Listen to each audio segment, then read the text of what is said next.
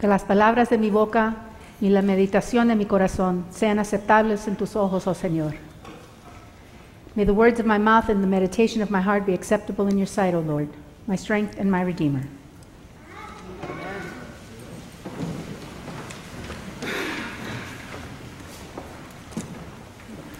Our gospel today has a lot of interesting phrases in it. And I think we could get caught up in talking about body parts being chopped up. But I need to assure you, and I think you're Episcopalian enough to believe that these are not literal things that God is asking us to do, that Jesus is not really saying to cut off pieces of your body. But rather, I think we should take it as an allegorical caution that if there is something about you, if there is something in you that is causing you to stumble, to have an obstacle before God, get rid of it. Just stop what you're doing and get rid of it. Because, I mean, certainly a lot of us would be terribly maimed if we all took all this so seriously. And so let's not focus on that. But the beginning of the gospel is I think more telling of what I want to talk about with you today. So the disciples observe someone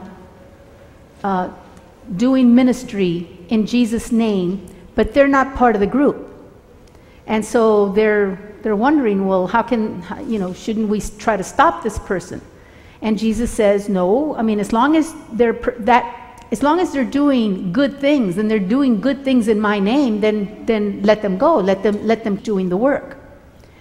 And the thing is that what we're trying to do, what Jesus wanted for all of us to do, is to increase what we do in ministry. Some people say that leadership is the group that determines who does what. And leadership is important. And as time has evolved and our church has become much more structured and in some ways much more hierarchical, it is understood that sometimes the leadership structure kind of keeps us from doing things, and the gospel kind of calls that out. Like, if you're not part of the group, then you shouldn't be doing certain things. And sometimes, churches get cliquish about who should do what. But Jesus is saying, no, that's not the way to do it. Now, some people say that to define a leader means that you should have followers. That's how you define a leader, that they have followers. But I think a more contemporary understanding of leader is a person who creates more leaders. And I think that's what we need to constantly be doing, is creating people who are capable of making good decisions. So I am blessed to be in this congregation where we do have lots of leaders. Lots and lots of leaders. Many leaders. And we have some people who kind of like to stay in the background and do some work, but we do have lots of leaders. And so I'd like to see a show of hands if you've ever chaired a committee or served in a leadership position in this church. Lots of people. And not only that, not only have you served here in this congregation, but many of you have also served in the city, out in the community, in civic organizations and so forth. So we have a lot of leadership potential in this church. And that's not a bad thing. It sometimes makes things a little more complicated, a little harder to get things done because we have very strong opinions. I told the story at the 7:30 service, so I'll come clean here too. We did a survey of the choir, and we found, this is when we were looking for a music director, and we found that most of the people in the choir were either firstborn or single or only children, which means that Firstborn children have a lot of directive type personalities.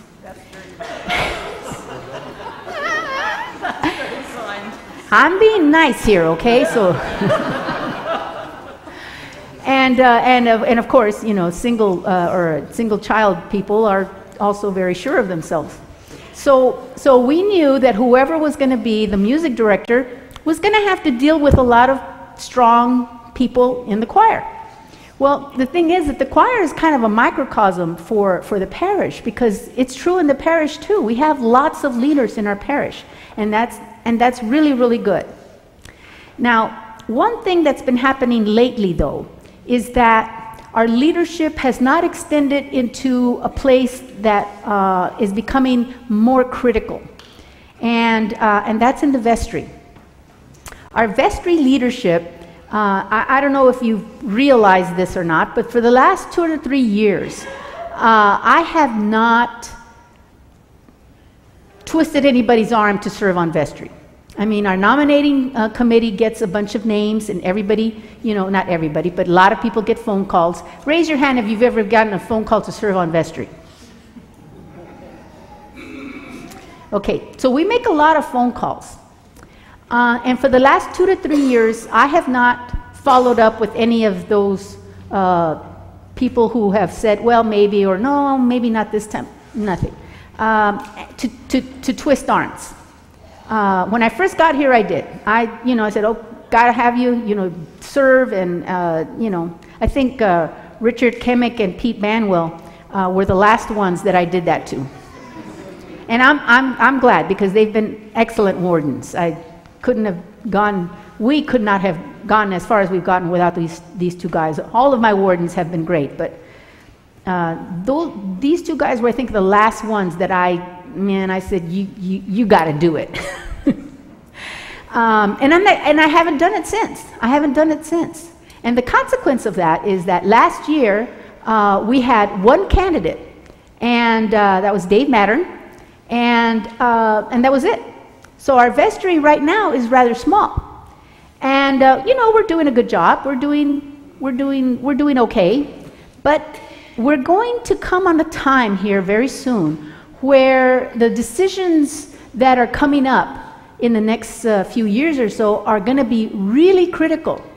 And so I would like for there to be a little more serious consideration on leadership in the vestry. I'll give you some examples of what the leadership of this particular vestry has done that I think shows exemplary courage and foresight. The vestry voted unanimously to begin the process of, or not begin, but to continue the process of the development of the community center and workforce housing that's going to replace Fellowship House. That was not an easy decision. We had several meetings with the parish, and but they voted unanimously to go forward with that. And I'm really grateful for that, and I think it's a good thing to do. I think it's something that other parishes may be encouraged to do, not necessarily Episcopal parishes, but there are other parishes that have property, and there's an extraordinary need for affordable housing in our area, and if we can show how this can be done, we may be able to put a dent in the need for affordable housing in our area. So that was a very important vote that the vestry did, and they went forward with it. The other decision that they made that I think is extraordinarily brave and courageous and visionary was that they unanimously agreed to call an associate rector. I'm holding for applause. Now, we've been at this for, I don't know, 5 years, trying to get an associate rector, and the vestry decided finally that we're stepping out in faith. We're stepping out in faith. We're going to call an associate rector. Hopefully that person will be in place by January. But these are bold moves. These are very bold moves. The next 2 cycles of vestries are going to be extraordinarily important. This next cycle of vestry is going to be working through the details of what this building over here is going to look like and how it's going to function. That's an important, extraordinary responsibility. It's also going to be the vestry that oversees with me what the associate rector does and how they do what they're going to do. Two very, very important things that the vestry is going to take primary responsibility for. But the second cycle of vestry is going to have an even more important role, because by that time I'll be close to retirement, and that vestry is going to call your new rector. I want you to let that sink in for a while, okay? The next rector is going to be elected by the second cycle of vestry coming up. It's a big responsibility. It's huge. And we need people who are serious about leadership, who have the interests of the gospel and this parish at heart, who want to make a commitment to the future of this congregation. Because you see, one of the things that I put in our job description for the associate rector, which by the way is out already, one of the things that I put in the job description was that we're a great parish, but we're looking for somebody who's going to help us be an extraordinary parish. Okay? We're great. We're really great. We're better than good. We're great. We're looking for extraordinary, because that's the kind of leadership pool we have in this church.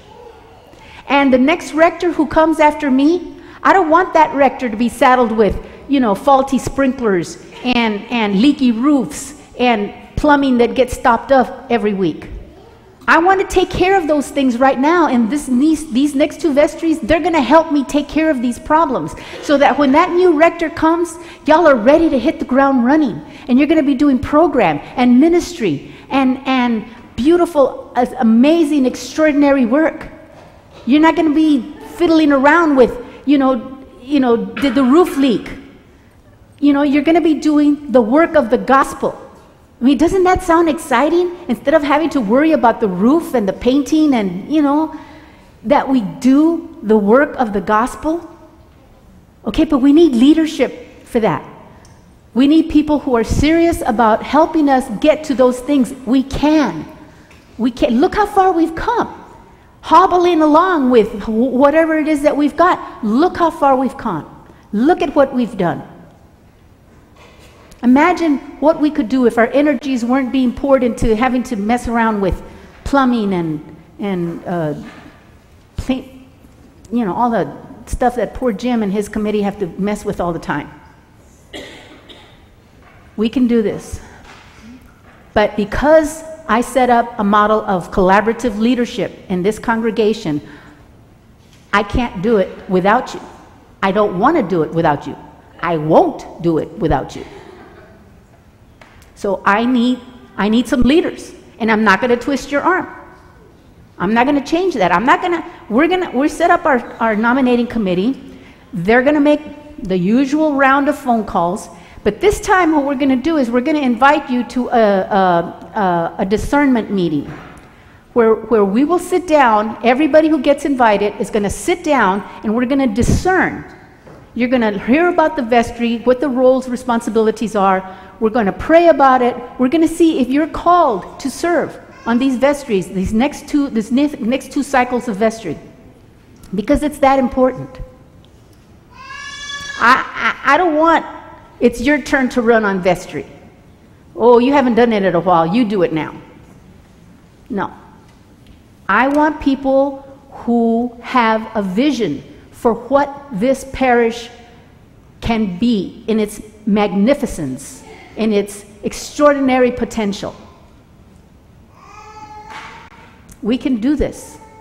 You all, with as many leaders as we have, with as much brain power and love of God that we have, we can do this. So, salt of the earth. That's what Jesus is saying. To be salt of the earth. If we lose your salt, what are you? Well, Jesus' point is that salt can't lose its saltiness. Okay? So by that same thinking, We belong to God as salt is salty. There's no way to separate that. We are God's. And as we are God's, we have what we need to go forward and to do the work that God is giving us to do. Being salty is essential to life. We have to have salt. Never mind what the doctors have said about don't eat too much salt. Well, if your doctor has restricted your salt intake, you know, pay attention to that. But the point is that we really can't live without salt. It's an essential part of our body. And the fact is that our food is so processed that there's salt everywhere.